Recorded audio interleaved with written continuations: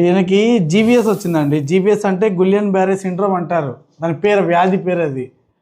ఇది ఎట్లుంటుంది అంటే ఒక 2 వీక్స్ బాగా పెద్ద హై లెవెల్లో వెళ్ళిపోయి మళ్ళీ 2 వీక్స్ తర్వాత డౌన్ ట్రెండింగ్ వెళ్ళిపోతుంది.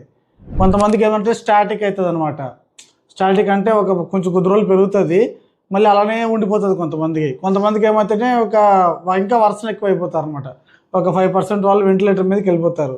దీనికి ఐవీఐజీ అనేది ఒక ట్రీట్మెంట్ చేయాల్సి వస్తుంది. ఐవీఐజీ అంటారు దాన్ని. 60 కేజీలు ఉన్నాడు అనుకోండి, 60 × 2 grams per kg లెక్క పెట్టాలి, అంటే 120 గ్రాములు పెట్టాలి. ఇది కూడా పెట్టడానికి ఏంటి అంటే మనం డిజీజ్ని ప్రోగ్రెషన్ కాకుండా ఆపడం కోసమే. లేదా ఇంకో 2 ఆప్షన్ ఏంటంటే ప్లాస్మాఫెరెసిస్ అంటారు, అంటే చెడు పదార్థాలను అంతా తీసేస్తారనమాట వాళ్ళు. వీటికి క్యూర్ అంటే ఏంటంటే మనం ప్రాసెస్ మనం చేసుకోవాలి. ఐవీఐజీ మందులు పెట్టించుకోవాలి, తర్వాత ఫిజియోథెరపీ చేసుకోవాలి. ఆయనకి లోపల అంతా మంచిగా న్యూట్రలైజ్ అన్నీ అయిపోయిందని అంటే అప్పుడు